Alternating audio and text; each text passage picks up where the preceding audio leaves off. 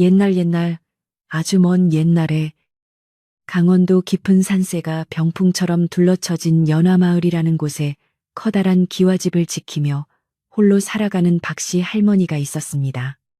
마을에서도 손꼽히는 만석군 집안이었으나 할머니의 얼굴에는 늘 짙은 그늘이 드리워져 있었는데 그것은 바로 3년 전 이름 모를 병으로 갑자기 세상을 떠난 외아들 문식에 대한 그리움 때문이었습니다.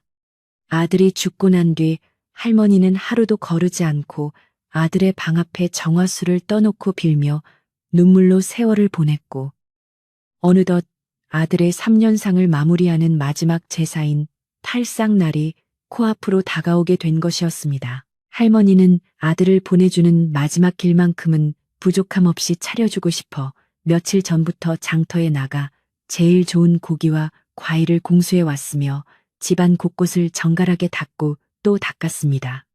마당에는 하얀 모래를 새로 깔고 대문 앞에는 잡기가 들지 못하도록 황토를 뿌려두었는데 그 정성이 어찌나 지극했던지 지나가던 산새들도 그 집 지붕 위에서는 구슬프게 울지 않고 잠시 쉬어갔다고 전해집니다.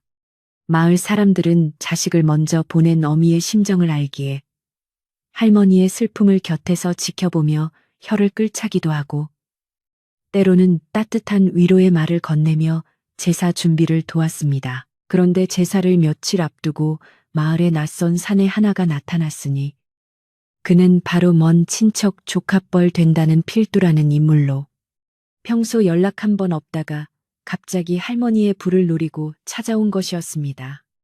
필두는 할머니 앞에 무릎을 꿇고 앉아 눈물을 훔치며 고모님 혼자 이 큰일을 치르시게 해서 죄송하다며 이제부터는 자신이 아들 노릇을 톡톡히 할 터이니 모든 버친 일은 자기에게 맡기라고 큰 소리를 쳤습니다. 할머니는 처음에는 경계하는 눈치였으나 워낙 몸이 고되고 마음이 약해진 터라 살갑게 구는 조카의 말솜씨에 속아 그를 집안으로 들여 제사 준비를 맡기게 되었습니다. 필두가 들어온 뒤로 집안의 분위기는 묘하게 변하기 시작했는데 그는 겉으로는 할머니를 극진히 모시는 척하면서도 뒤돌아서면 집안 곳곳에 감나가는 물건들을 살피며 비열한 미소를 지었습니다. 그는 마을 사람들에게도 자신을 김노인 집안의 유일한 후계자라고 소개하며 마치 이미 집주인이 된 양 거드름을 피웠고 할머니에게는 연신 약을 올리듯 아들의 죽음을 상기시키며 마음을 어지럽혔습니다. 할머니는 조카가 와서 든든하다고 생각하면서도 가끔씩 마주치는 필두의 번뜩이는 눈빛에서 알 수 없는 불안감을 느꼈지만 탈상만 무사히 마치자는 생각으로 애써 의심을 눌러 담았습니다. 제사 전날 밤 할머니는 고단한 몸을 뉘었다가 기이한 꿈을 꾸게 되었는데 꿈속에서 아들 문식이 나타나 아무 말도 없이 눈물만 흘리며 어머니의 손을 잡으려다 사라지는 것이었습니다. 잠에서 깬 할머니는 가슴이 미어지는 듯한 통증을 느끼며 아들의 방을 바라보았으나 방 안에서는 필두가 코를 골며 자는 소리만 들려올 뿐 고요하기만 했습니다. 할머니는 밖으로 나와 달빛 아래 서서 아들이 생전에 좋아하던 감나무를 어루만지며 얘야, 내일이면 너를 편히 보내주어야 하는데 왜 이리 마음이 무겁느냐라고 읊조리며 새벽이 올 때까지 뜬 눈으로 밤을 지새웠습니다. 날이 밝자 마을의 안악들이 하나둘 모여들어 제사 음식을 준비하기 시작했고 고소한 전 굽는 냄새와 떡지는 김이 담장을 넘어 마을 어귀까지 퍼져나갔습니다. 필두는 마당 한가운데 자리를 잡고 앉아 일꾼들에게 이래라 저래라 간섭하며 자신의 권위를 세우려 애썼고 할머니는 부엌 한쪽에서 아들이 평소 즐겨 먹던 나물을 무치며 정성을 다했습니다. 하지만 할머니의 마음속에는 꿈속 아들의 슬픈 눈망울이 자꾸만 떠올라 손끝이 떨렸으며 왠지 모를 불길한 예감이 가시지 않아 자꾸만 대문 밖을 내다보게 되는 이상한 하루가 시작되고 있었습니다. 마을에서 가장 나이가 많은 억새, 할아버지는 지팡이를 짚고 할머니의 집을 찾아와 담 너머로 필두의 행동을 가만히 지켜보더니 할머니를 불러 세웠습니다. 억수의 할아버지는 나지막한 목소리로 사람의 욕심은 가릴 수 있어도 그 기운은 가릴 수 없는 법이라네. 박시택 조심하게 나라며 뼈 있는 한마디를 던지고는 총총히 사라졌습니다. 할머니는 그 말의 의미를 다 이해하지 못했지만 필두가 제사상에 올릴 귀한 옥돔을 몰래 빼돌려 자기 주머니에 넣는 것을 우연히 보게 되었고 가슴속 깊은 곳에서 차가운 의구심이 싹트기 시작했습니다. 점심나절이 지나자 안개가 자욱하게 끼기 시작하더니 마을 앞산의 형체가 흐릿해졌고 소금기 머금은 바람이 불어와 제사 준비를 하던 사람들의 옷깃을 파고들었습니다. 필두는 날씨가 심상치 않다며 서둘러 제사를 지내자고 할머니를 재촉했지만 할머니는 탈상 제사는 정해진 시각에 지내야 조상님과 아들이 노여워하지 않는다며 단호하게 거절했습니다. 그러자 필두는 얼굴을 붉히며 고모님도 참 고집이 세시다며 투덜거렸는데 그 모습이 평소에 효자 같던 모습과는 사뭇 달라 지켜보던 안악들도 수군거리기 시작하며 집안의 묘한 긴장감이 감돌았습니다. 할머니는 아들의 유품이 담긴 궤를 열어보며 마지막 인사를 준비하고 있었는데 문득 궤 안에 넣어두었던 아들의 은가락지 하나가 사라진 것을 발견하고 깜짝 놀랐습니다. 그것은 문식이 장가갈 때 쓰려고 애지중지 모아둔 귀한 물건이었기에 할머니는 사방을 뒤졌으나 행방이 묘연했고 필두에게 물어보니 오히려 화를 내며 자신을 의심하느냐고 몰아붙였습니다. 할머니는 미안하다고 사과하면서도 필두의 방구석에서 얼핏 보인 아들의 옷자락 같은 천조각을 보고 심장이 내려앉는 듯한 충격을 받았으나 당장 내색할 수 없어 입술을 굳게 깨물었습니다. 오후가 되자 안개는 더욱 짙어져 대문 앞도 보이지 않을 정도가 되었고 마을 사람들은 제사 준비를 마치고 잠시 쉬며 저녁이 오기를 기다리고 있었습니다. 할머니는 부엌 대청마루에 앉아 멍하니 마당을 바라보며 아들과의 추억을 떠올렸는데 그 옛날 어린 문식이 뛰어놀던 그 자리에 지금은 필두가 거드름을 피우며 앉아있는 꼴이 견디기 힘들 만큼 괴로웠습니다. 그때였습니다. 마을 어귀에서부터 들려오던 짤랑거리는 방울소리와 함께 짙은 안개를 뚫고 작고 어린 그림자 하나가 할머니의 집 대문 안으로 서서히 걸어 들어오는 것이 보였습니다. 그것은 머리를 매끄럽게 깎은 아주 어린 동자승이었는데 키가 할머니의 허리에도 닿지 않을 만큼 작았고 얼굴은 보름달처럼 환하게 빛나며 입가에는 묘한 미소를 띠고 있었습니다. 동자승은 마치 제 집인 양 당당하게 마당 한가운데로 걸어 들어와 필두를 빤히 쳐다보더니 어허, 주인 없는 방에 쥐새끼가 가득하구나라고 말하며 맑은 목소리로 웃었습니다. 필두는 당황하여 어디서 이런 꼬마가 나타났느냐며 몽둥이를 들고 쫓아내려 했으나 동자승은 아랑곳하지 않고 할머니에게 다가가 정중히 허리를 숙여 인사를 올리며 하룻밤 묵어가기를 청했습니다. 할머니는 아이의 맑은 눈망울을 보는 순간 가슴속의 불안함이 잠시 씻겨 내려가는 듯한 기분을 느꼈고 필두의 가래 만류에도 불구하고 아이를 따뜻한 아랫목으로 안내했습니다. 동자승은 방에 들어서자마자 벽에 걸린 문식의 초상화를 보더니 이분은 길을 잃으신 게 아니라 누군가 길을 막고 있군요 라고 중얼거려 할머니를 소스라치게 놀라게 만들었습니다. 필두는 방 밖에서 그 소리를 듣고 안절부절 못하며 동자승을 당장 끌어내려 했으나 마을 사람들이 보는 눈이 많아 차마 행동으로 옮기지 못하고 씩씩거리며 마당을 서성거릴 뿐이었습니다. 동자승은 할머니가 내어준 따뜻한 숭늉 한 그릇을 천천히 들이키더니 할머니의 손바닥을 가만히 짚으며 할머니, 오늘 밤 제사에는 귀한 손님이 오실 터이니 숟가락 하나를 더 놓으세요 라고 당부했습니다. 할머니는 그 손님이 누구냐고 물으려 했으나 아이는 벌써 눈을 감고 잠이 든 척 코를 골기 시작했고 할머니는 그 신비로운 모습에 홀린 듯 고개를 끄덕였습니다. 밖에서는 필두가 하인들을 불러 모아 제사가 끝나면 재산 처분을 어떻게 할지 속닥거리는 소리가 들려왔지만 할머니는 왠지 모를 용기를 얻어 제사상을 다시 한번 꼼꼼히 살피기 시작했습니다. 마을 사람들은 갑자기 나타난 동자승의 존재에 대해 수군거리며 저 아이가 혹시 산신령이 보낸 사자가 아니냐는 둔각까지 추측을 내놓으며 제삿날의 분위기는 더욱 고조되었습니다.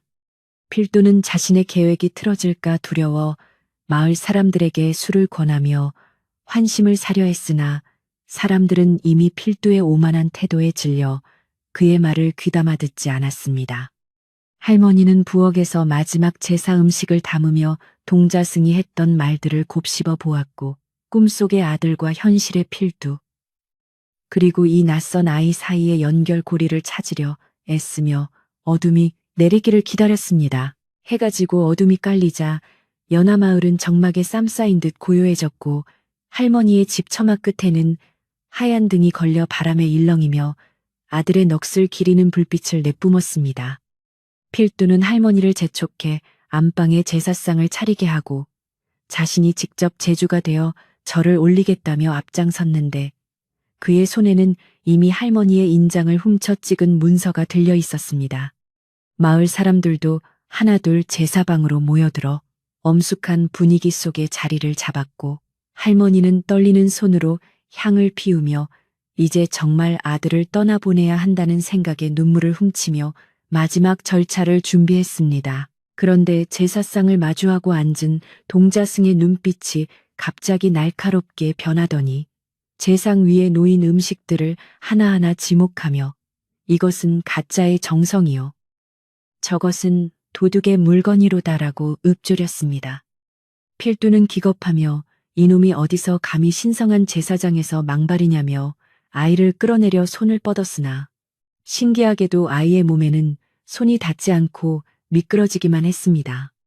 마을 사람들은 이 광경을 보고 숨을 죽였으며 할머니는 직감적으로 무언가 큰일이 일어날 것을 예감하고 동자승의 입술만 뚫어지게 쳐다보며 가슴을 졸였습니다. 동자승은 필두의 매서운 눈초리를 비웃듯 쳐다보며 할머니를 향해 할머니, 산 사람의 혼을 달래는 제사는 들어봤어도 산 사람을 죽은 사람으로 만드는 제사는 처음 봅니다라고 크게 소리쳤습니다.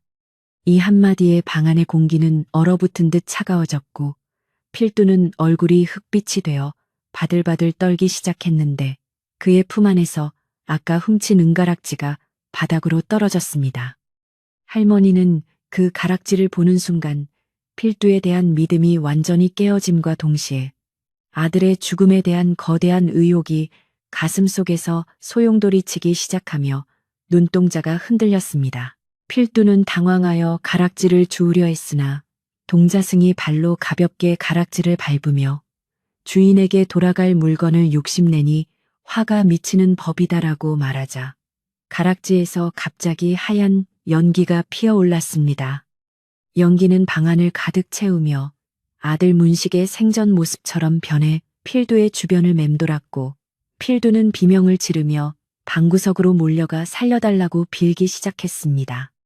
마을 사람들은 이 기이한 광경에 넋을 잃고 지켜보았고 할머니는 눈물을 흘리며 아들의 이름을 불렀으나 연기는 대답 없이 동자승의 등 뒤로 숨어들었습니다. 동자승은 할머니를 바라보며 이제 곧 진실의 문이 열릴 것이니 너무 슬퍼 마십시오. 어머니의 눈물이 하늘을 감동시켰습니다라고 말하며 빙그레 웃어 보였습니다.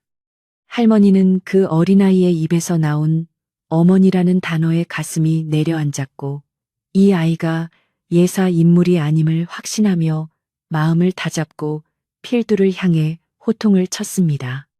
필두는 이미 정신이 나간 듯 헛소리를 짓거리며 자신이 아들을 산속 동굴에 가두고 죽은 것처럼 꾸몄다는 충격적인 사실을 하나둘 털어놓기 시작하자 제사장은 분노와 경악에 도가니로 변했습니다. 이 모든 소동의 중심에서 동자승 정진은 차분하게 자리에 앉아 필두의 죄상을 낱낱이 지켜보았고 할머니는 무너지는 가슴을 부여잡고 아들을 찾아야 한다는 일념으로 정신을 차렸습니다.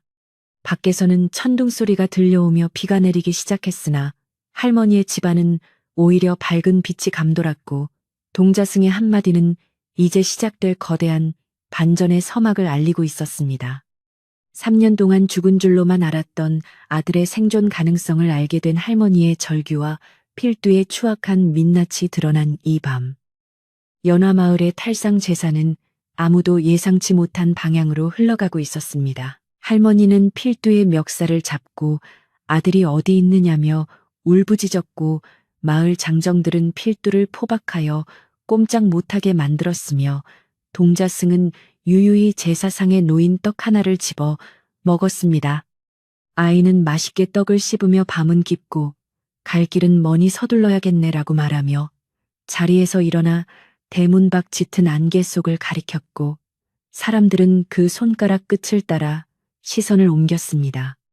할머니는 아들을 만날 수 있다는 희망 하나로 신발도 제대로 신지 못한 채 빗속으로 뛰어나갈 준비를 마쳤고 동자승은 그 뒤를 따르며 알 수 없는 미소를 지었습니다.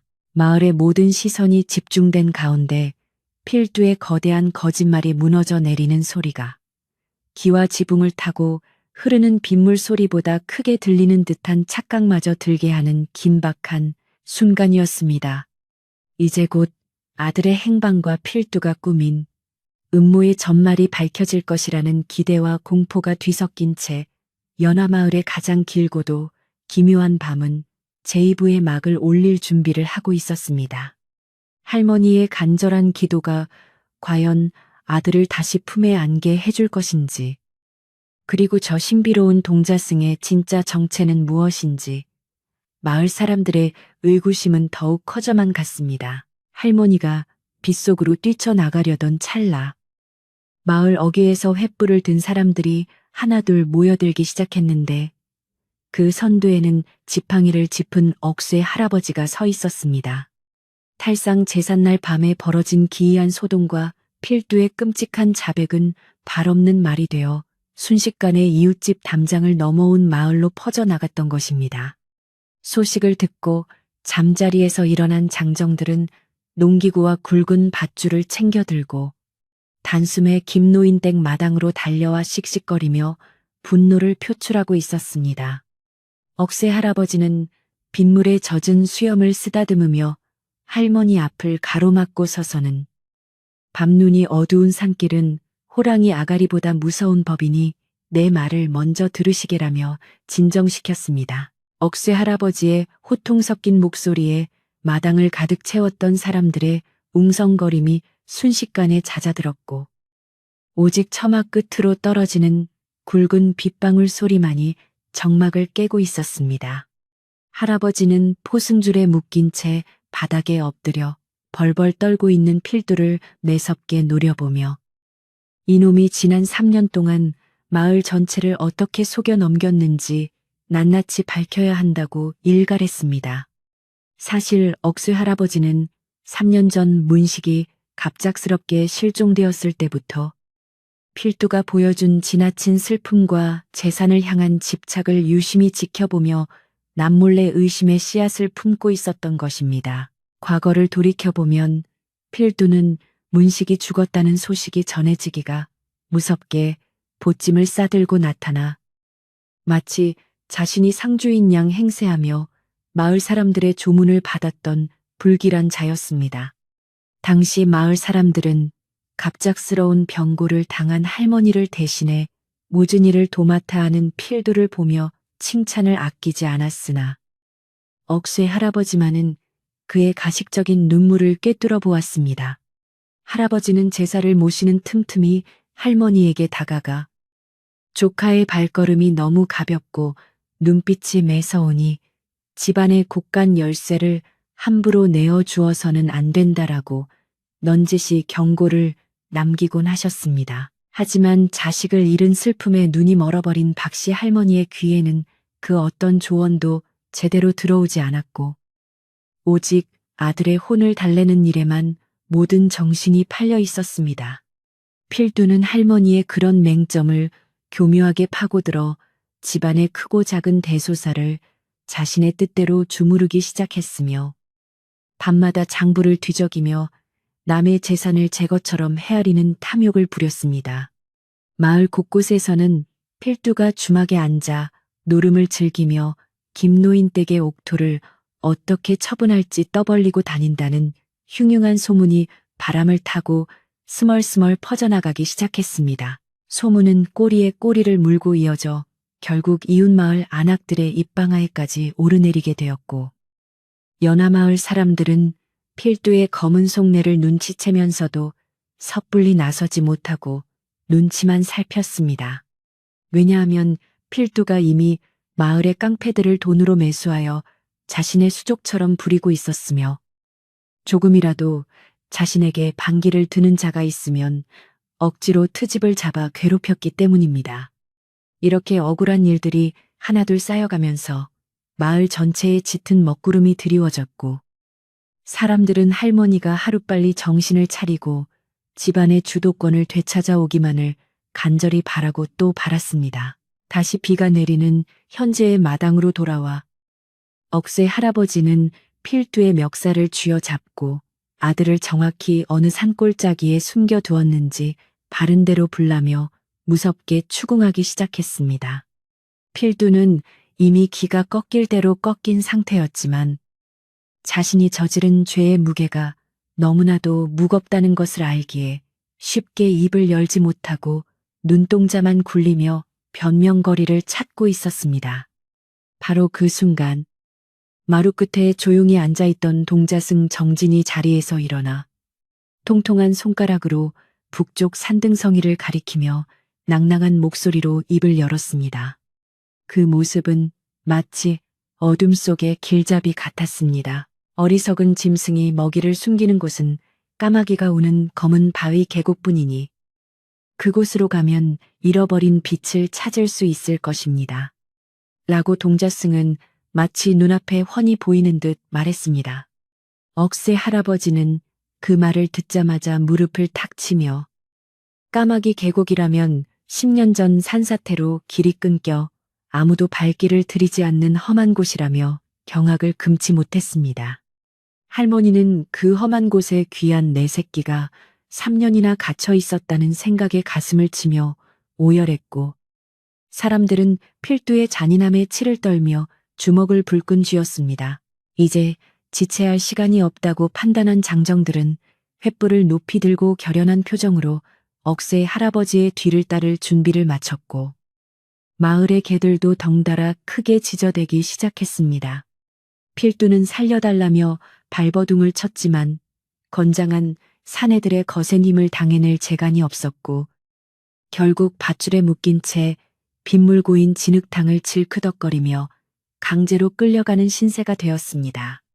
할머니 역시 치맛자락을 단단히 여미고 집신끈을 고쳐매며 선두에 섰는데 평소 같으면 걷기도 힘들어 하셨을 연세임에도 불구하고 아들을 향한 일념이 초인적인 힘을 만들어내고 있었습니다. 산으로 향하는 길은 칠흑처럼 어두웠고 세차게 내리는 비바람이 횃불을 자꾸만 꺼뜨리려 했으나 마을 사람들의 간절한 마음이 모여 불꽃을 지켜내는 듯 아슬아슬하게 빛을 유지했습니다. 미끄러운 산길을 오르며 사람들은 삼삼오오 모여 필두가 그동안 저질렀던 악행들을 하나씩 끄집어내며 분통을 터뜨렸는데 그동안 참아왔던 억울함이 봇물 터지듯 쏟아져 나오는 순간이었습니다. 누군가는 필두에게 속아 헐값에 땅을 넘긴 사연을 말했고 또 다른 누군가는 필두 패거리에게 억울하게 매를 맞았던 일화를 털어놓으며 밤의 산길을 원망의 소리로 가득 채웠습니다. 이러한 원성 속에서도 억새 할아버지는 묵묵히 앞장서서 지팡이로 바닥을 두드리며 길을 잡았고 가끔씩 뒤를 돌아보며 사람들이 낙오되지 않도록 독려하는 것을 잊지 않았습니다. 할아버지는 옆에서 걷고 있는 할머니에게 박씨, 마음을 단단히 먹으시게. 하늘이 무심치 않아 오늘 같은 날 진실을 밝혀주었으니 반드시 좋은 결과가 있을 거라네. 라며 따뜻한 위로를 건넸습니다. 할머니는 흘러내리는 빗물을 닦아낼 생각도 하지 못한 채 고개를 끄덕이며 오직 부처님과 천지신명께 내 아들을 살려달라고 속으로 끊임없이 기도를 올리며 걸음을 재촉했습니다. 한편 동자승 정진은 마을 장정 중 한 명의 널따란 등창에 업혀 편안하게 산길을 오르고 있었는데 비바람이 치는 와중에도 코를 골며 얕은 잠에 빠져 있었습니다. 사람들은 그 신기한 광경을 보며 혀를 내둘렀고 저 어린아이가 대체 어디서 왔길래 이토록 엄청난 비밀을 단숨에 꿰뚫어 보았는지 신기함과 경외감을 동시에 느끼고 있었습니다. 아이의 평온한 숨소리는 긴장감으로 가득 찬 험난한 산길의 분위기를 조금이나마 부드럽게 만들어 주었고 사람들은 아이가 가리킨 까마귀 계곡에 정말로 문식이가 살아있을 것이라는 희망을 굳게 믿게 되었습니다. 어느덧 일행은 산의 중턱을 넘어 본격적으로 험악한 지형이 시작되는 구비길에 다다랐고 여기저기서 날카로운 나뭇가지에 옷이 찢기고 진흙에 미끄러지는 소리가 들려오기 시작했습니다. 필두는 발이 아프다며 엄살을 부리다 장정의 발길질에 채여 나뒹굴기도 했는데 그럴수록 사람들의 시선은 더욱 차갑게 얼어붙었고 아무도 그에게 자비를 베풀지 않았습니다. 억새 할아버지는 잠시 걸음을 멈추고 횃불을 높이 들어 주변을 살피더니 여기서부터는 길이 없으니 모두 앞사람의 허리춤을 잡고 바짝 붙어서 따라오게나 라고 엄격하게 지시를 내렸습니다. 까마귀 계곡으로 향하는 길은 그 이름만큼이나 음산하고 스산한 기운을 내뿜고 있었으며 비에 젖은 바위들은 마치 거대한 괴물의 등껍질처럼 번들거리며 사람들의 앞길을 가로막았습니다. 어디선가 산짐승의 울음소리가 기분 나쁘게 울려 퍼지자 몇몇 것 많은 안악들은 비명을 지르며 주저앉으려 했으나 할머니의 흔들림 없는 뒷모습을 보고는 다시금 마음을 다잡고 일어섰습니다.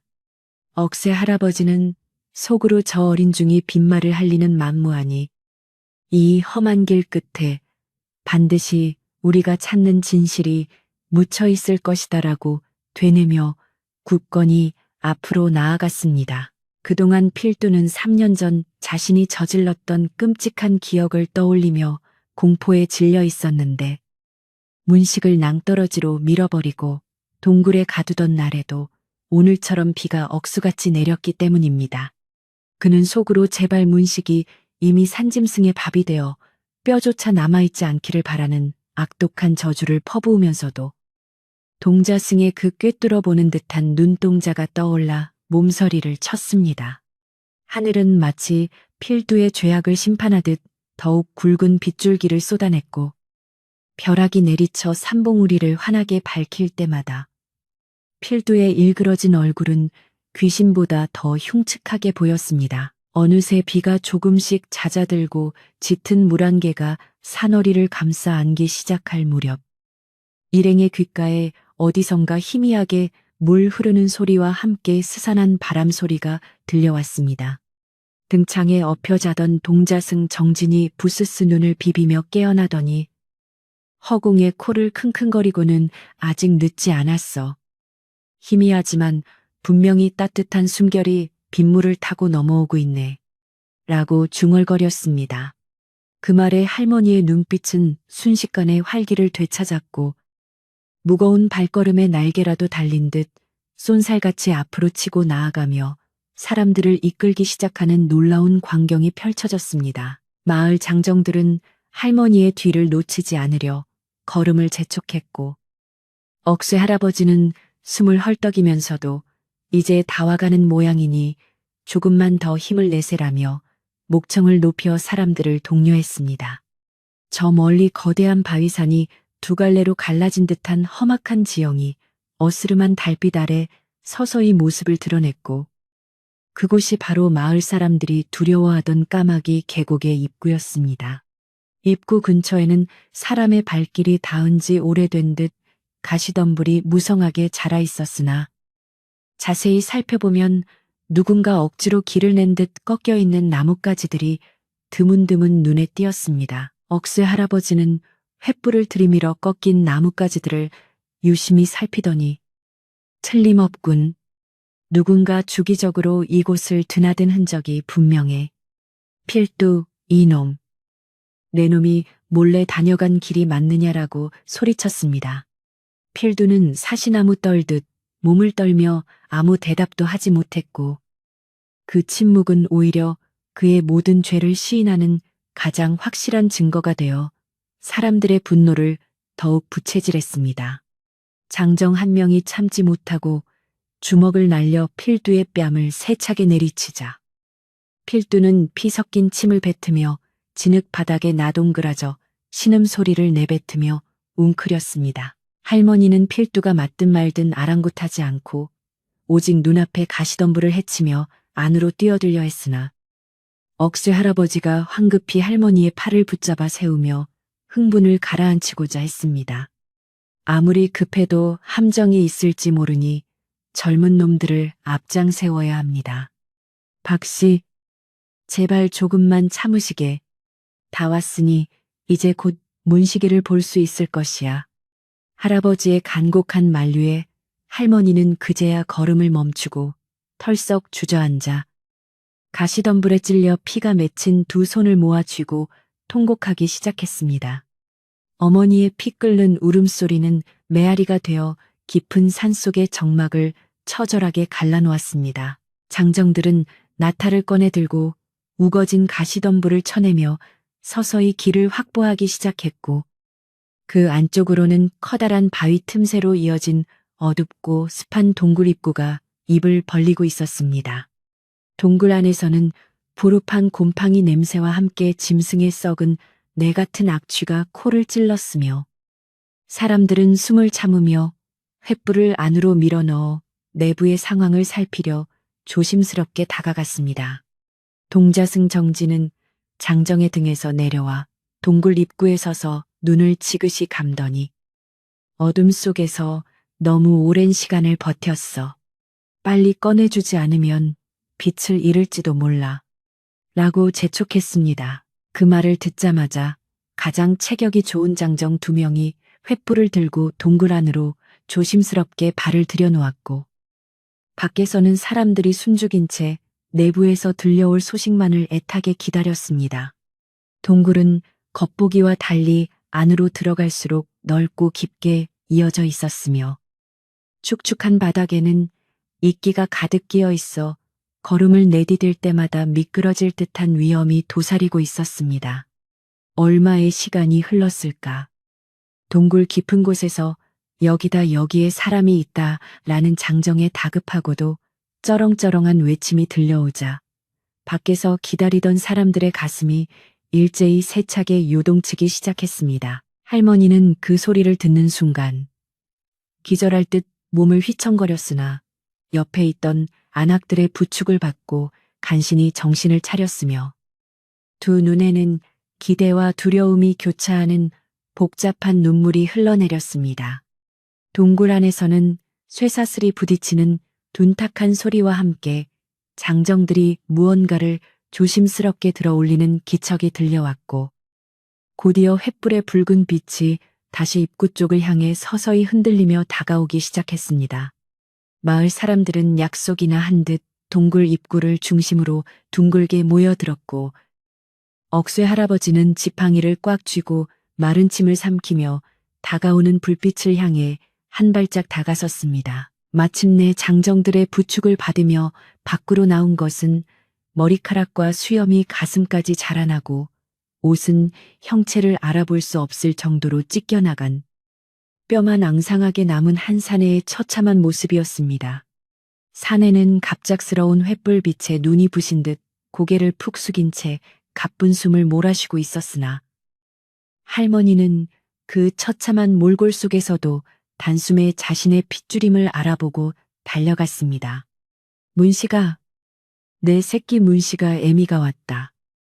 내 애미가 여기 있어. 할머니는 진흙투성이가 된 아들을 끌어안고 땅을 치며 오열했고 지켜보던 마을 사람들도 모두 눈시울을 붉히며 고개를 떨구었습니다.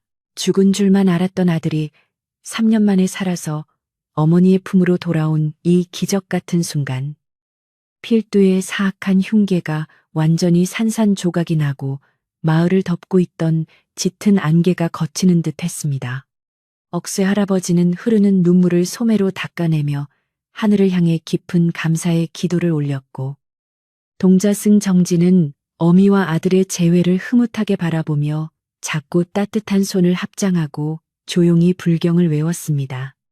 길고 험난했던 산속에서의 수색이 끝이 나고 진실이 밝혀진 연하마을 사람들은 이제 아들을 무사히 집으로 데려가 잃어버린 시간들을 되돌릴 준비를 하며 산을 내려갈 채비를 서두르고 있었습니다.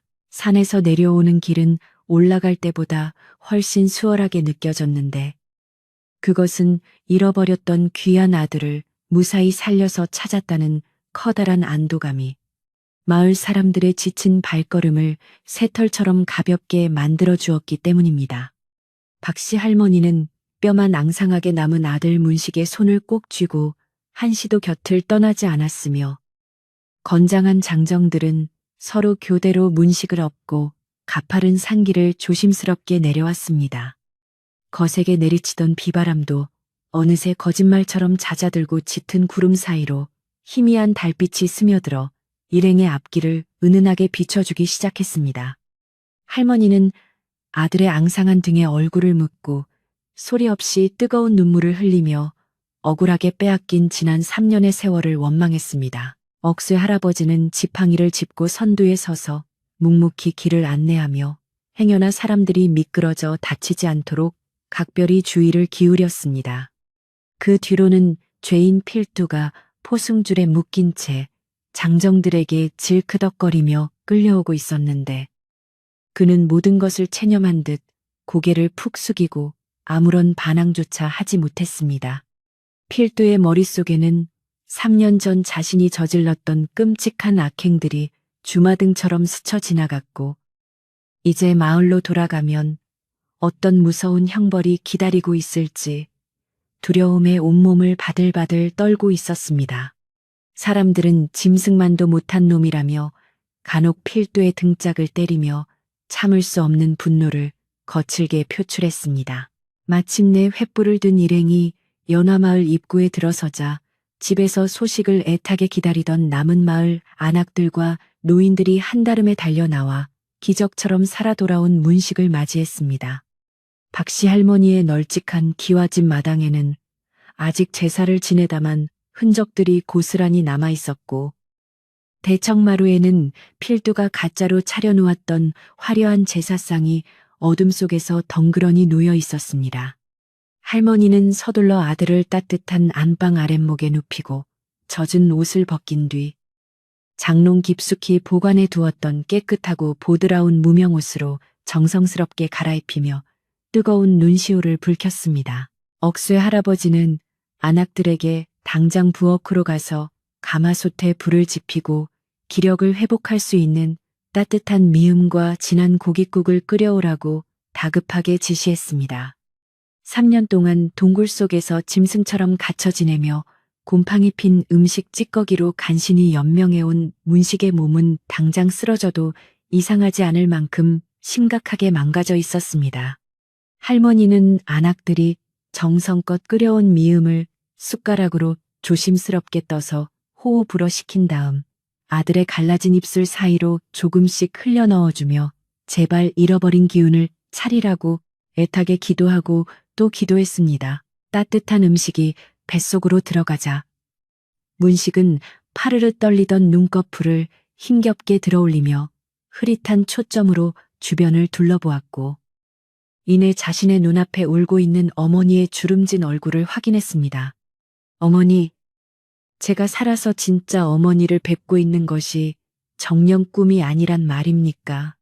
문식의 목소리는 오랫동안 말을 하지 않아 쇳소리처럼 거칠고 갈라져 있었지만 그 속에는 3년이라는 긴 시간 동안 참아왔던 끔찍한 고통과 깊은 그리움이 고스란히 배어 있었습니다. 할머니는 아들의 마른 뺨을 다정하게 어루만지며 이제 아무 걱정하지 말라며 다독였습니다. 방 한 구석에는 동자승 정진이 가부좌를 틀고 앉아 이 눈물겨운 모자의 재회를 특유의 잔잔한 미소와 함께 가만히 지켜보고 있었는데 그의 모습은 여전히 맑고 평온해 보였습니다.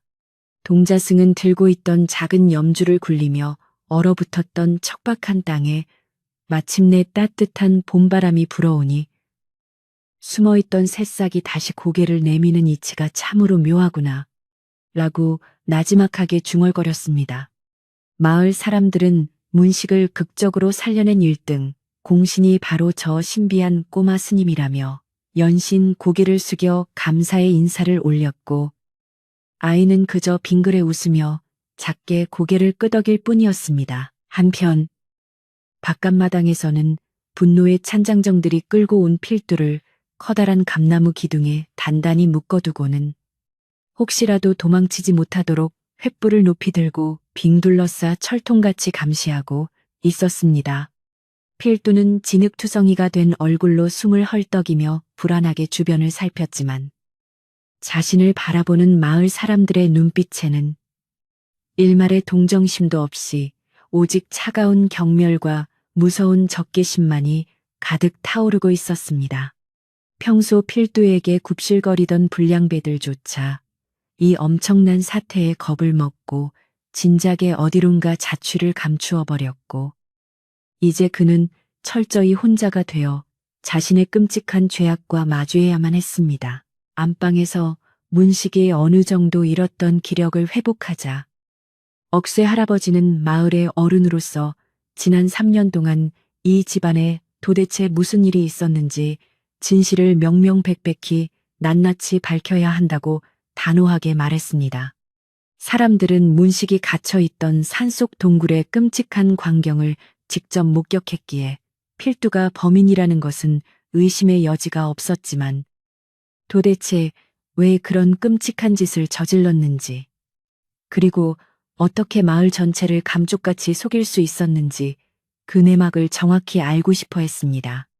방 밖으로 나온 할머니 역시 매서운 눈빛으로 필두를 당장 마루 앞으로 끌고 오라고 소리쳤습니다. 장정들에 의해 대청마루 아래로 거칠게 내동댕이 쳐진 필두는 바닥에 납작 엎드린 채 쥐어짜는 듯한 비굴한 목소리로 제발 목숨만은 살려달라며 연신 흙바닥에 머리를 개으며 싹싹 빌기 시작했습니다. 억새 할아버지는 마루 끝에 우뚝 서서 굵은 지팡이로 바닥을 쾅쾅 내리치며 네 이놈, 인면수심에 짐승만도 못한 놈아 어찌 피를 나눈 친척 형제를 그 어둡고 끔찍한 산속 동굴에 생매장하듯 가두고 집안 재산을 가로챌 무서운 궁리를 했느냐 라며 무섭게 호통을 쳤습니다. 할아버지의 쩌렁쩌렁한 꾸짖음에 마당에 모인 사람들은 모두 숨을 죽이고 필두의 변명을 기다렸으나 그는 오직 비겁한 울음만 터뜨렸습니다. 그때 굳게 닫혀있던 안방문이 드르륵 열리며 건장한 장정의 부축을 받은 문식이 비틀거리는 걸음으로 대청마루로 천천히 걸어 나와 원수 같은 필두를 싸늘하게 내려다보며 오랫동안 억눌렀던 분노를 터뜨리듯 무겁게 입을 열었습니다. 문식은 거친 숨을 크게 한번 고르고는 저 악독한 자가 3년 전 나를 산 너머에서 커다란 금광이 새로 발견되었다고 감쪽같이 속여 인적이 드문 까마귀 계곡으로 유인했습니다. 라며 떨리는 목소리로 충격적인 과거의 진실을 하나씩 폭로하기 시작했습니다. 문식의 끔찍한 증언이 고요한 밤 공기를 가르며 시작되자 마당은 순식간에 차가운 얼음물을 끼얹은 듯 무거운 정막 속으로 깊이 빠져들고 말았습니다. 문식의 생생한 증언에 따르면 3년 전 그날 필두는 집안의 재산을 크게 불릴 수 있는 절호의 기회라며 평소 사람을 너무 잘 믿던 문식을 깊고 험한 산속으로 교묘하게 꿰어냈습니다.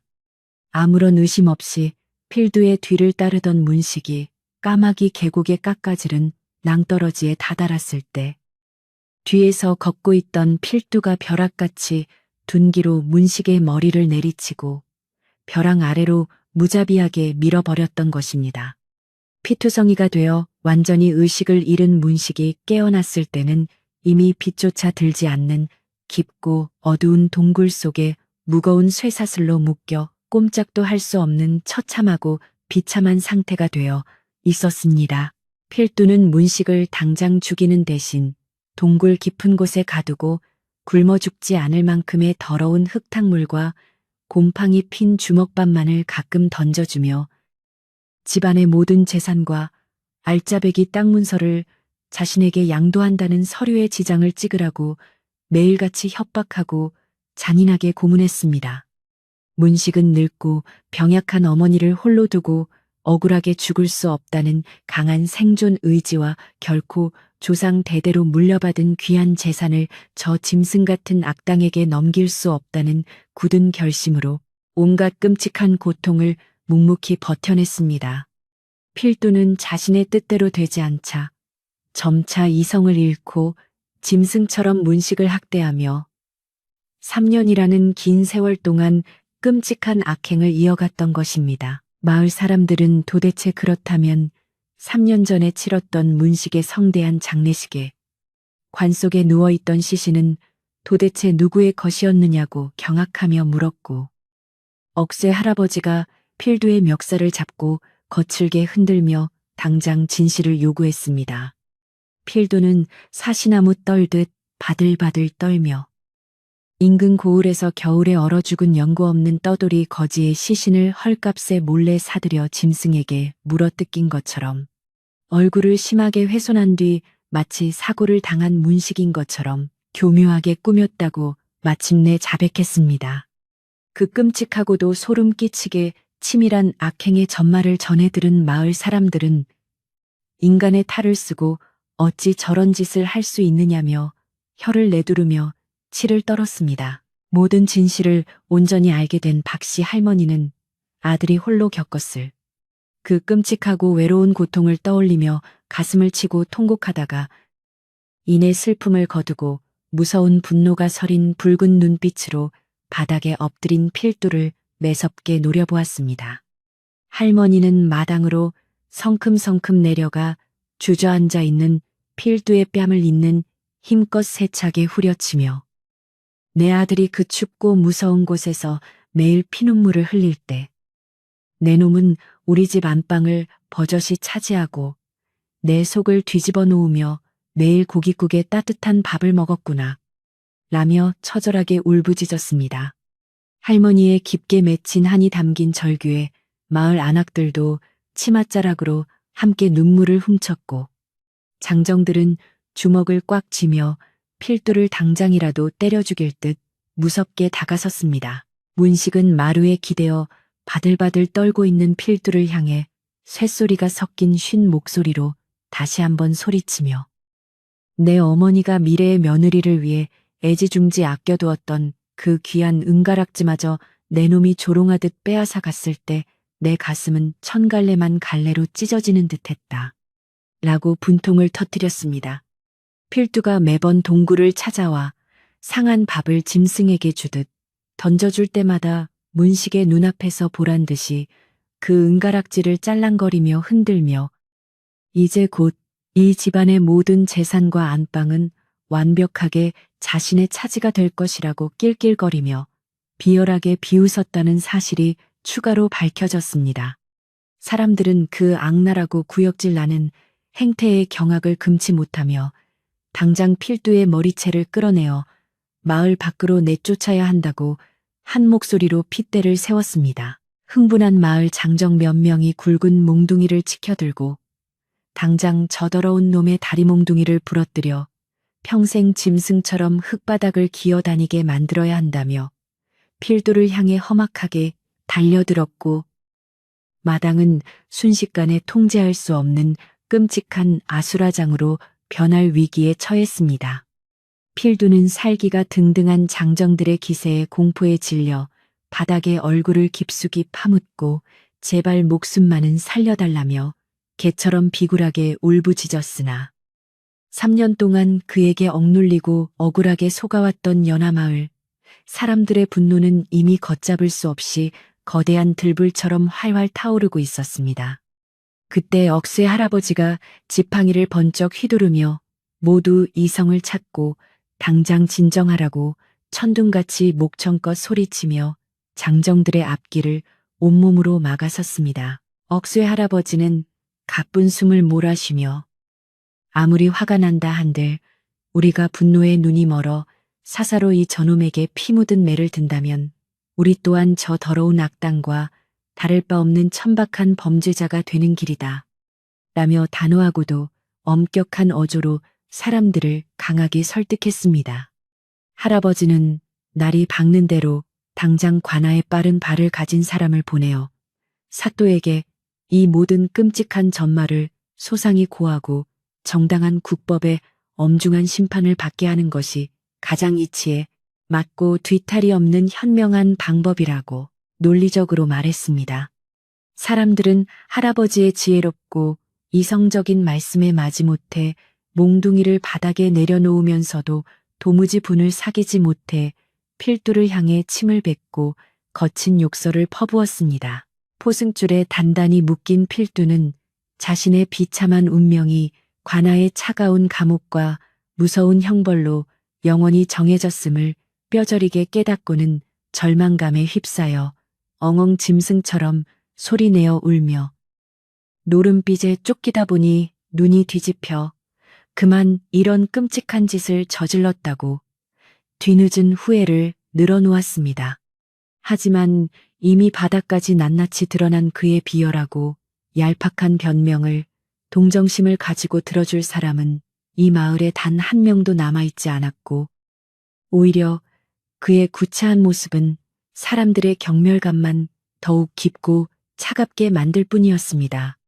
할머니는 저놈의 징그러운 목소리조차 듣기 싫다며 당장 입을 헝겊으로 틀어막고 냄새나는 마구간에 가두어 아침까지 철저히 감시하라고 장정들에게 지시했습니다. 마당 한쪽에서 조용히 모든 상황을 지켜보던 동자승 정진이 자리에서 천천히 일어나 군중들 앞으로 가볍게 걸어 나오더니 지나친 욕심이란 밑빠진 독과 같아서 채우려 할수록 결국 자신을 가장 먼저 삼키고 돌이킬 수 없는 파멸로 이끄는 법입니다. 라고 맑고 청아한 목소리로 말했습니다. 어린아이의 입에서 나왔다고는 도무지 믿기지 않을 만큼 깊고 무거운 깨달음이 온전히 담긴 그 한마디는 흥분했던 마을 사람들의 마음속에 잔잔하고 부드러운 파문을 일으켰고 마당을 뜨겁게 채우던 분노의 열기도 마법처럼 한풀 꺾이는 듯 했습니다. 동자승은 마루에 기대어 앉은 문식을 향해 다가가 이마에 따뜻한 손을 얹고 이제 길고 험했던 묵은 악몽에서 벗어나 편히 쉬라고 다독였습니다. 할머니는 깊은 한숨을 내쉬며 마음을 추스르고 부엌에 있던 안악들을 다시 불러 모아 대청마루에 가짜 상주 필두가 뻔뻔하게 차려놓았던 불길하고 화려한 탈상 제사상을 모두 마당으로 끌어내어 당장 밖으로 치워버리라고 속 시원하게 명령을 내렸습니다. 산 사람을 죽은 사람으로 감쪽같이 만들었던 그 끔찍한 거짓의 흔적들이 말끔히 치워지자 집안 전체를 무겁게 짓누르던 음산하고 퀴퀴한 기운도 아침 안개 거치듯 스르르 사라지는 거슬 모여있던 마을 사람들 모두가 분명하게 피부로 느낄 수 있었습니다. 대신 그 넓은 대청마루 자리에는 문식의 무사 귀환을 진심으로 축하하고 밤새 비를 맞으며 고생한 이웃들과 함께 정겹게 나눌 따뜻한 쇠고기 국밥과 김이 모락모락 나는 푸짐한 상이 새롭게 차려졌습니다. 왁자지껄했던 한바탕 소동이 서서히 가라앉고 사람들이 삼삼오오 마루에 편하게 걸터앉아 따뜻한 국물을 나누어 마시기 시작할 즈음 길고 길었던 연화마을의 밤하늘에도 어느덧 새로운 변화의 조짐이 서서히 나타나기 시작했습니다. 하늘을 뒤덮었던 시커먼 먹구름이 바람에 밀려 서서히 걷히고 동쪽 산 너머에서부터 어스름한 새벽빛이 조심스럽게 스며 나오며 마을의 오래된 기와지붕과 넓은 마당을 은은한 푸른빛으로 아주 부드럽게 물들이고 있었습니다. 그것은 마치 끔찍했던 3년간의 지독한 거짓말과 어둠이 완전히 끝나고 이 집안에 새로운 희망과 평화의 맑은 아침이 찾아오고 있음을 하늘이 알리는 천지신명의 따뜻한 위로와도 같은 무척 평온하고 아름다운 풍경이었습니다. 문식은 따뜻한 방 안에 누워 어머니가 정성껏 끓여준 잔미음을 한 그릇 모두 달게 비워내고는 조금 창백하지만 한결 편안해진 얼굴로 깊은 숨을 고르며 할머니의 거칠고 주름진 두 손을 양손으로 꼭 부여잡았습니다. 어머니, 다시는 무슨 일이 있어도 어머니 곁을 떠나지 않을 것입니다. 그 어둡고 차가운 동굴 속에서 짐승처럼 묶여 지내면서도 하루도 빠짐없이 어머니의 따뜻한 품과 된장국 냄새를 그리워하며 이를 악물고 버텼습니다. 아들의 뼈에 사무치는 진심 어린 말에 할머니는 또다시 하염없이 눈물을 쏟아내며 아들의 거친 손등에 얼굴을 묻었고 좁은 방 안은 모자의 애틋한 사랑과 감격의 울음소리로 가득 차올랐습니다. 밖으로 나온 할머니는 마당에 옹기종기 모여 따뜻한 식사를 하고 있는 의리 있는 마을 사람들을 향해 허리를 깊이 굽혀 큰 절을 올리며 여러분이 아니었다면 평생 불쌍한 아들을 찾지 못하고 한 맺힌 귀신이 되었을 것이라며 진심으로 깊은 감사의 마음을 전했습니다. 사람들은 서둘러 손사래를 치며 이웃으로서 당연히 해야 할 도리를 했을 뿐이니 이제 부디 지난 일은 잊고 문식이와 함께 오랫동안 평안하고 행복하게 만수무강하시라고 따뜻하고 정겨운 덕담을 건네며 환하게 웃어 보였습니다. 할머니는 특히 이 모든 막힌 진실을 시원하게 밝혀준 신비로운 동자승 정진에게 조심스럽게 다가가 도대체 이 큰 은혜를 어떻게 갚아야 할지 모르겠다며 다시 한번 정중하게 허리를 숙였습니다. 동자승 정진은 할머니가 내민 주름진 손을 잡고 따뜻한 두 손으로 부드럽게 맞잡으며 티 없이 맑고 잔잔한 미소와 함께 은혜라니요. 저는 그저 길을 가다 우연히 잠시 들러 짙은 안개 속에서 길을 잃은 자들에게 올바른 방향을 가리켜 주었을 뿐입니다. 라고 겸손하게 대답했습니다. 아이의 커다란 눈동자에는 여전히 깊은 산속의 호수처럼 맑고 신비로운 빛이 은은하게 감돌고 있었으며 악한 기운이 모두 깨끗하게 씻겨내려간 기와집의 상쾌한 공기를 깊이 들이마시며 이제 이곳에서 자신의 역할은 모두 끝났다는 듯 아주 가벼운 기지개를 켰습니다. 마을 사람들은 저 작고 신비로운 꼬마 스님이 틀림없이 우리를 돕기 위해 내려온 부처님의 화신일 것이라며 속으로 연신 감탄하며 아이의 신비로운 행동 하나하나를 깊은 경외의 기람에는 눈빛으로 바라보았습니다. 이제 붉은 태양이 떠오르고 날이 완전히 밝아오면 관아의 건장한 포졸들이 들이닥쳐 끔찍한 죄인 필두를 오랏줄에 묶어 무섭게 끌고 갈 것이고 연화마을은 지난 3년간의 억눌렸던 깊은 시름을 시원하게 털어내고 다시 예전의 활기차고 평화로운 일상을 서서히 되찾게 될 것입니다. 기나긴 악몽 같았던 칠흑같이 어두운 탈상, 제삿날 밤의 거대한 소동은 이렇게 막을 내리고 있었지만 귀한 아들을 되찾은 박씨, 할머니의 널찍한 집 마당에는 새벽의 차가운 공기를 가르며 피어오르는 하얀 밥 짓는 연기처럼 따스한 생기가 넘쳐 흐르고 있었습니다.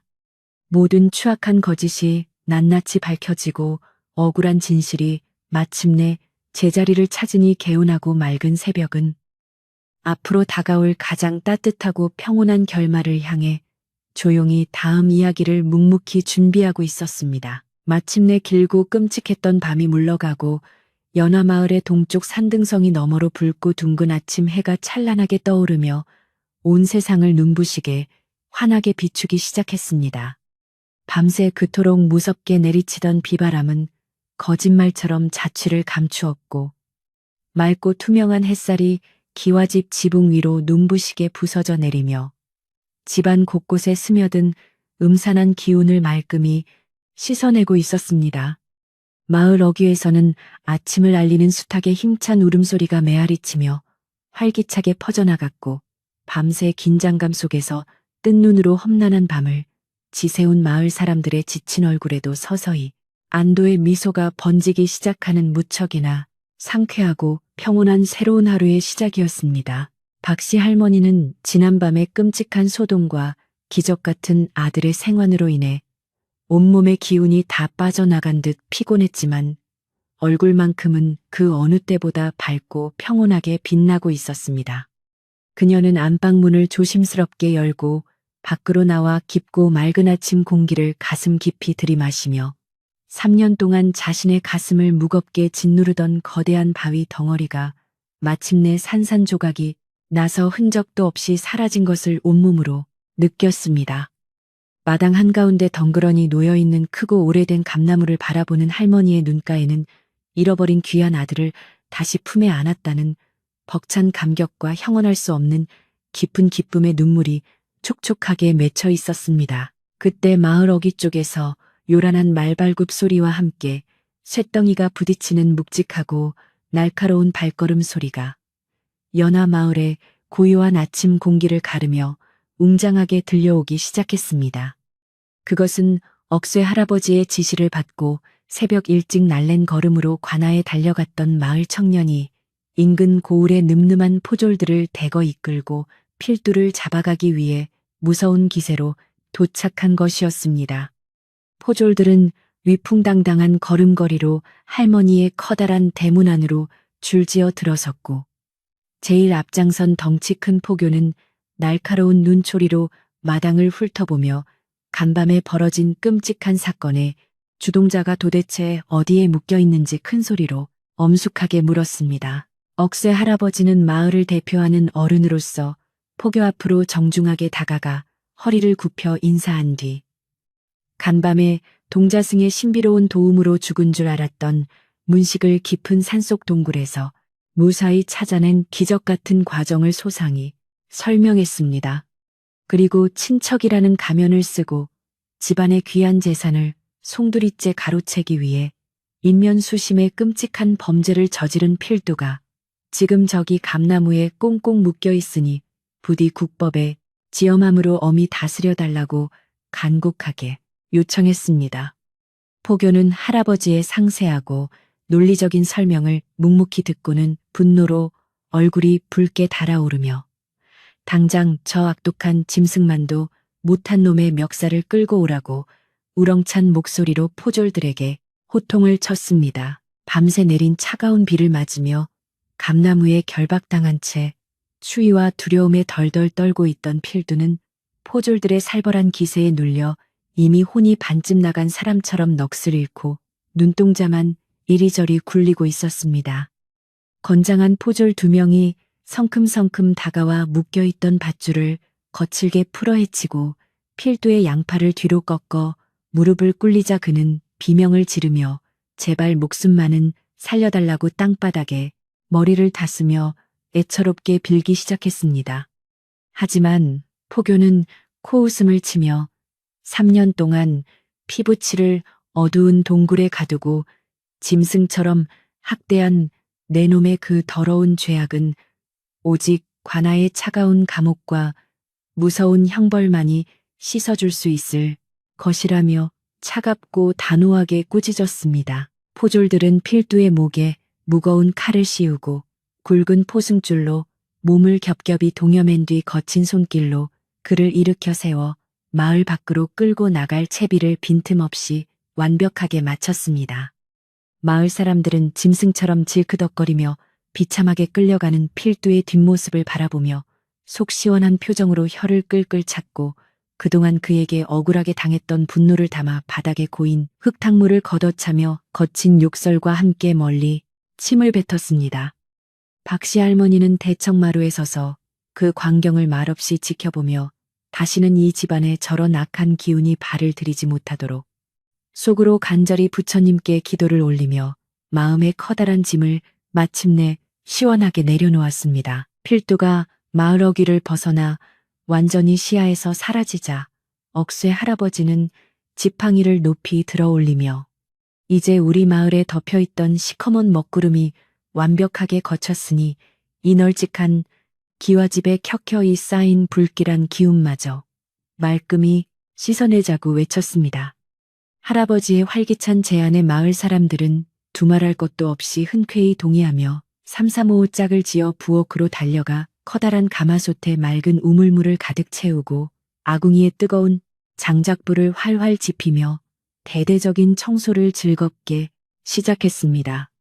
집안 곳곳에 굳게 닫혀있던 창문과 방문이 활짝 열리며 상쾌하고 맑은 아침 공기가 방 안 구석구석으로 시원하게 밀려 들어왔고 묵은 먼지들은 따사로운 햇살을 타고 춤을 추듯 허공으로 흩어져 완벽하게 사라졌습니다. 건장한 장정들은 간밤의 소동으로 엉망이 된 넓은 마당의 진흙을 깨끗하게 쓸어내고 대문 밖에 쌓여있던 불길한 잡동사니들을 한데 모아 멀리 불태워 버리며 이 집안이 다시금 평온한 일상을 되찾을 수 있도록 구슬땀을 흘렸습니다.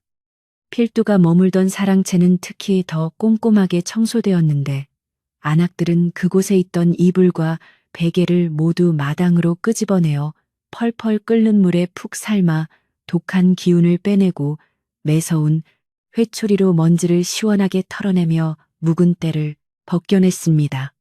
박씨 할머니는 이웃들의 헌신적인 도움에 가슴이 뭉클해져 연신 고마움을 표하며 자신이 직접 소매를 걷어붙이고 부엌으로 들어가 아들과 마을 사람들을 먹일 크고 푸짐한 잔치, 음식을 정성껏 장만하기 위해 분주하게 움직였습니다. 3년이라는 긴 세월 동안 단 한 번도 고소한 냄새가 끊이지 않고 풍겼던 적이 없었던 할머니의 넓은 부엌에서는 오랜만에 맛있는 음식 냄새가 담장을 넘어 연화마을 전체로 향기롭게 퍼져나가기 시작했습니다.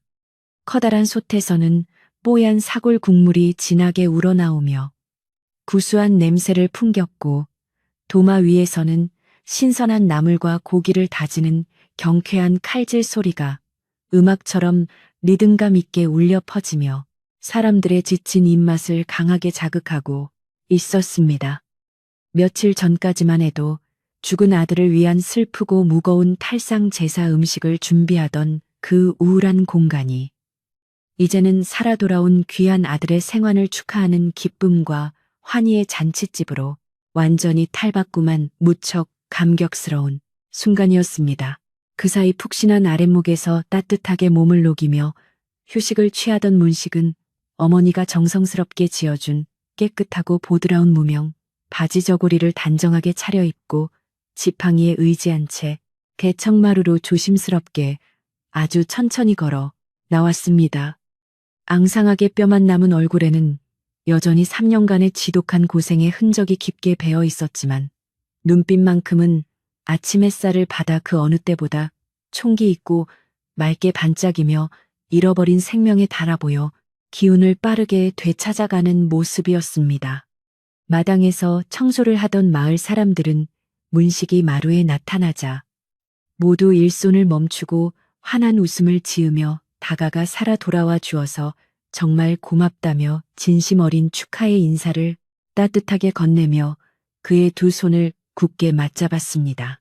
문식은 눈시울이 붉어진 채 이웃들의 따뜻한 손을 하나하나 마주 잡으며 여러분의 크고 깊은 은혜가 아니었다면 저는 그 어둡고 축축한 산속 동굴에서 흔적도 없이 짐승의 밥이 되어 비참하게 생을 마감했을 것이라고 흐느꼈습니다. 그는 앞으로 이 널찍한 기와집의 진정한 주인이 되어 어머니를 극진히 모시는 것은 물론이고 지난 세월 동안 필두에게 억울하게 빼앗기거나 손해를 보았던 이웃들의 모든 재산을 자신의 사재를 털어서라도 반드시 완벽하게 보상하겠다고 굳게 약속했습니다. 그 진심 어린 뜨거운 약속에 마을 사람들은 감격의 눈물을 훔치며 역시 김노인 댁의 훌륭한 핏줄은 그 근본부터가 남다르다며 엄지를 치켜 세우고 문식의 너그럽고 훌륭한 인품을 침이 마르도록 칭찬하고 또 칭찬했습니다. 박씨 할머니는 아들의 듬직하고 기특한 다짐을 뒤에서 조용히 들으며 이제야 비로소 죽은 남편에게 부끄럽지 않은 번듯한 집안의 온전한 형태를 다시 갖추게 되었다는 생각에 가슴속 깊은 곳에서부터 뜨거운 감격이 벅차올랐습니다.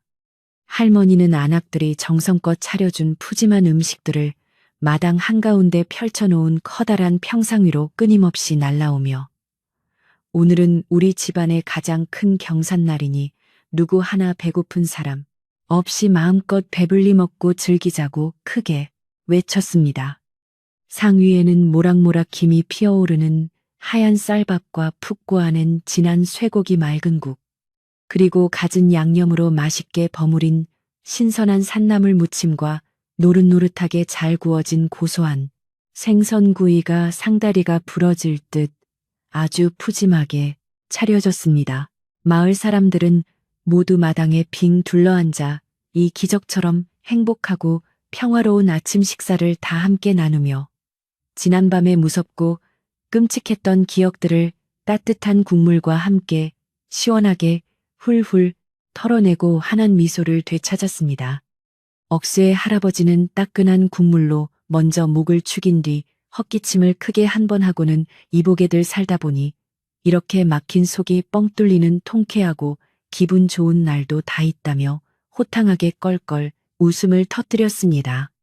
사람들도 할아버지의 웃음소리에 동화되어 여기저기서 즐거운 웃음꽃을 피웠고 그 밝고 명랑한 웃음소리는 담장을 넘어 맑고 푸른 아침 하늘로 메아리치며 널리 퍼져나가 연화마을 전체를 따뜻하고 온화한 기운으로 가득 채우고 있었습니다. 이 평화롭고 북적이는 광경을 대청마루 한쪽 구석에 조용히 가부좌를 틀고 앉아 가만히 지켜보던 동자승 정진은 그저 말없이 입가에 아주 온화하고 자비로운 옅은 미소를 띤 채 사람들의 행복한 모습을 눈에 정성껏 담고 있었습니다.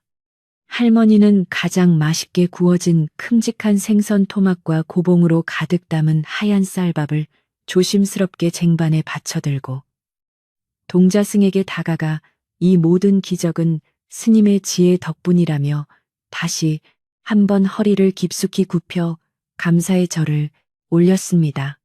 아이는 할머니가 내민 정성스러운 아침상을 부드럽게 두 손으로 받아들며 보잘것없는 어린 중에게 이토록 과분하고 훌륭한 식사를 대접해 주시니 그 따뜻한 정성에 부처님도 깊이 감동하실 것이라고 청아한 목소리로 화답했습니다. 동자승은 식사를 하기 전 작고 통통한 두 손을 조심스럽게 모아 합장하고는 눈을 지그시 감은 채 고통받는 모든 중생의 아픔이 치유되고 이 집에 영원한 평화가 깃들기를 바라는 마음을 담아 짧은 불경을 읊조렸습니다. 그 신비롭고 맑은 연불 소리는 신기하게도 마당에서 떠들썩하게 식사를 하던 마을 사람들의 귓가에도 아주 선명하게 들려왔고 사람들은 모두 약속이나 한 듯 숟가락을 잠시 내려놓고 아이의 경건한 기도에 마음을 하나로 모아 조용히 동참했습니다. 아이의 기도가 끝나자 다시금 마당에는 활기찬 식사 소리가 기분 좋게 울려 퍼졌고 문식은 어머니가 직접 떠먹여주는 고깃국을 받아 먹으며 이토록 평범하고 따뜻한 일상이 얼마나 눈물나게 소중한 것인지 뼈저리게 깨닫고 있었습니다. 식사가 어느 정도 마무리되자 할머니는 굳게 잠겨있던 안방의 낡은 나무 괴짝을 조심스럽게 열고 그 안에 고이 깊숙이 간직해 두었던 최고급 명주실과 색색의 아름다운 비단, 천들을 마당으로 한가득 끄집어내어 펼쳐 놓았습니다. 이 귀한 물건들은 원래 문식이 장가를 갈 때 새며느리에게 주려고 할머니가 평생을 아끼고 아껴두었던 갑오와도 같은 것들이었으나 지금 이 순간 이웃들의 크나큰 은혜에 보답하는 것보다 더 귀한 쓰임새는 없다고 굳게 생각한 것입니다. 할머니는 아낙들을 한 명씩 다정하게 불러 모아 고운 비단천을 한 마씩 넉넉하게 끊어 품에 안겨주며 간밤에 비바람을 맞으며 고생한 가족들의 따뜻한 새 옷을 지어 입히라며 눈물 어린 진심의 미소를 지어 보였습니다. 뜻밖의 귀하고 값진 선물을 받은 마을 아낙들은 어쩔 줄 몰라 하며 이렇게 귀한 비단을 함부로 받아도 되는지 망설였으나 할머니의 확고하고 따뜻한 마음에 결국 감동의 눈물을 흘리며 연신 고개를 숙여 거듭 감사함을 표했습니다. 억새 할아버지와 장정들에게도 겨울을 따뜻하게 날 수 있는 두툼한 솜과 질 좋은 무명천이 넉넉하게 골고루 돌아갔고, 사람들은 할머니의 크고 넓은 씀씀이와 깊은 정에 다시 한번 탄복하며 이 집안의 앞으로 겹경사만 가득하기를 진심으로 기원했습니다. 이렇게 서로가 서로를 진심으로 위하고 챙기는 따뜻한 마음들이 하나둘 모여 커다란 사랑의 강물을 이루니 연화마을은 그 어느 때보다 끈끈하고 정이 넘치는 가장 살기 좋고 평화로운 산골 마을로 아름답게 변모하고 있었습니다. 할머니가 이웃들에게 선물을 나누어 주며 집안에 남은 짐들을 완전히 홀가분하게 정리하고 있을 때 마루에 앉아있던 동자승 정진이 자리에서 천천히 일어나 자신의 작은 보찜을 어깨에 단단히 둘러매고는 길을 떠날 채비를 서두르기 시작했습니다. 할머니는 깜짝 놀라며 스님께서 이토록 큰 은혜를 베풀어 주셨는데 벌써 떠나신다니 섭섭하다며 부디 며칠만이라도 더 푹 머무시면서 훌륭한 대접을 온전히 받고 가시라고 아이의 작은 소매를 붙잡고 애타게 만류하며 아쉬운 마음을 숨기지 못했습니다. 하지만 동자승은 맑고 커다란 눈망울로 할머니를 지그시 바라보며 머무름이 길어지면 필연적으로 새로운 집착이 생기는 법이니 인연이 닿은 곳에서는 미련 없이 훌쩍 떠나는 것이 수행자의 올바른 도리라고 아주 어른스럽고 차분하게 대답했습니다. 아이의 그 단호하면서도 이치에 닿는 깊은 말씀에 할머니는 더 이상 고집을 부릴 수 없음을 깨닫고는 작고 고운 무명 주머니에 노잣돈으로 쓸 은전 몇 덩과 가다 먹을 떡을 넉넉하게 챙겨 아이의 보찜에 정성껏 매달아 주었습니다. 문식 역시 비틀거리는 몸을 이끌고 마당으로 내려와 동자승 앞에 무릎을 꿇고 정중하게 큰 절을 올리며 스님의 크고 깊은 은혜는 제 목숨이 다하는 그날까지 결단코 잊지 않고 매일 부처님 전에 감사의 기도를 올리겠다고 굳게 다짐했습니다.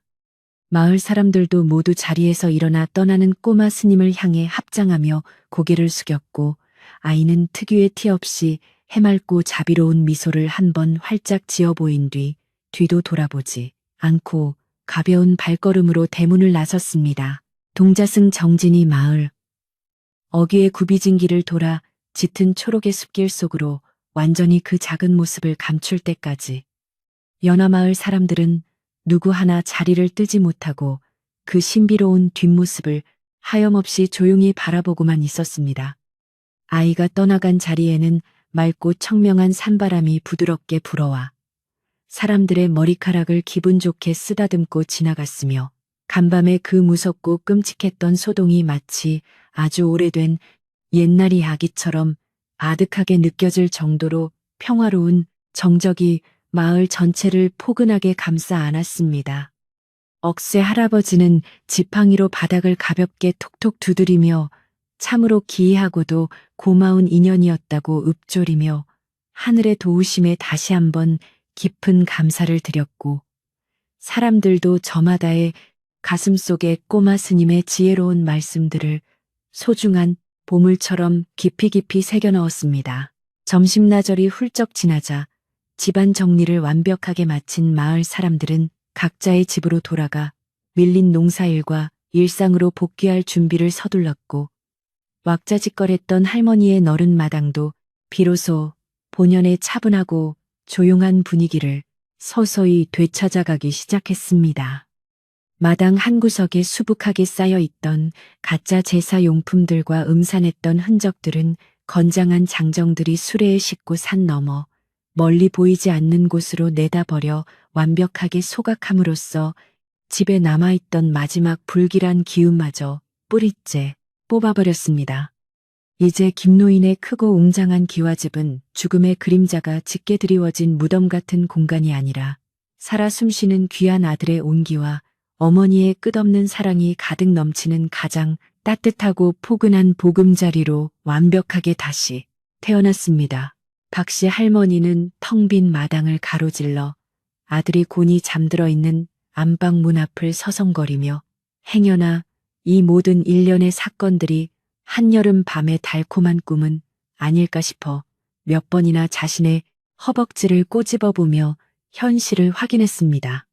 방 안에서 규칙적이고 편안하게 들려오는 문식의 고른 숨소리를 귓가로 직접 확인하고 나서야 할머니는 비로소 안도의 한숨을 내쉬며 주름진 얼굴에 환하고 아름다운 미소를 번지게 했고 발걸음은 그 어느 때보다 가볍고 경쾌하게 움직였습니다.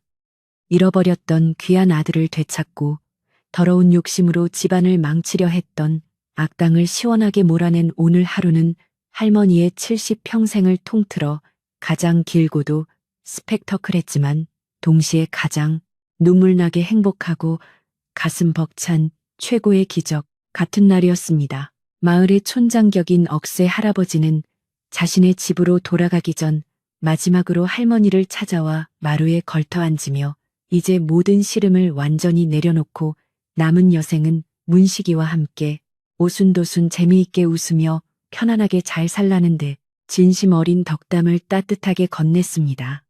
할머니는 할아버지의 주름진 손을 덥석 잡으며 그동안 못난 노인네의 어리석은 고집을 탓하지 않고 끝까지 지켜봐 주시고 결정적인 순간에 큰 도움을 주신 할아버지의 훌륭한 지혜와 넓은 아량에 평생토록 감사하며 살겠다고 눈시울을 붉히며 대답했습니다.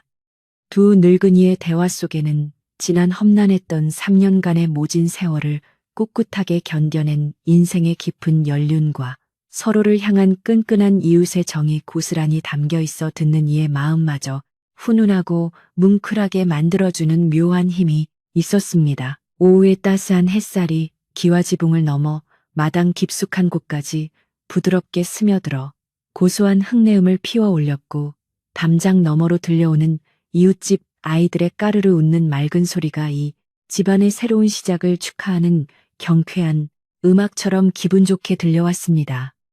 할머니는 마당 한편에 가지런히 놓인 장독대를 반짝반짝 윤희나게 닦아내며 간장과 된장이 맛있게 익어가는 구수한 냄새를 깊이 들이마셨는데 그것은 바로 오랜 세월 이 집안을 굳건히 지탱해온 진짜 주인의 당당하고 따뜻한 채취와도 같았습니다.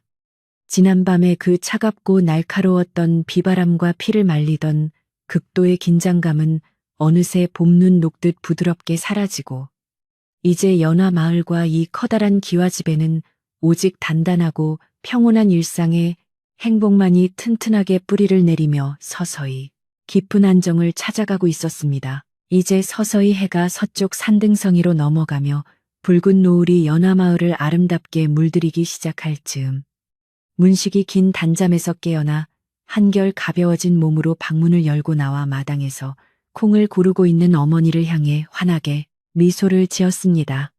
할머니 역시 아들의 맑아진 얼굴을 보며 마주 웃었고 두 모자의 따뜻한 시선이 허공에서 마주치는 순간 이 집안을 덮고 있던 마지막 슬픔의 그림자마저 완벽하게 증발하여 영원히 사라지는 듯한 뭉클하고도 벅찬 감동이 일었습니다.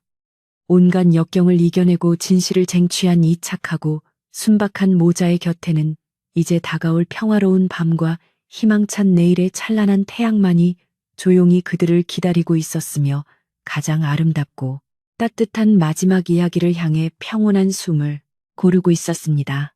어느덧 연화마을의 산봉우리마다 붉은 노을이 내려앉고 선선한 저녁바람이 대숲을 흔들며 지나가자 김노인댁 기와집은 3년 만에 찾아온 가장 고요하고도 따뜻한 안식에 젖어들었습니다.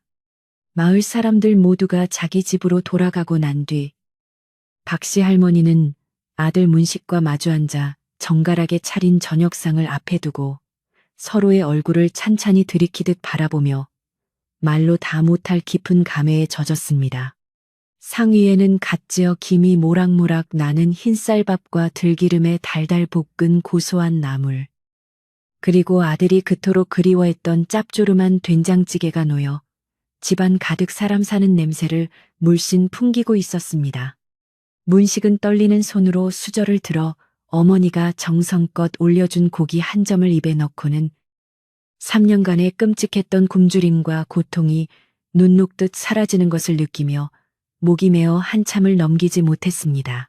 박씨 할머니는 아들의 마른 손등을 연신 어루만지며 이제는 꿈에서도 그 흉측한 동굴 근처엔 가지 말거라. 네가 이렇게 살아 돌아온 것만으로도 이 어미는 죽어도 한이 없다라고 속삭이며 아들의 밥그릇에 쉴 새 없이 반찬을 얹어주었습니다.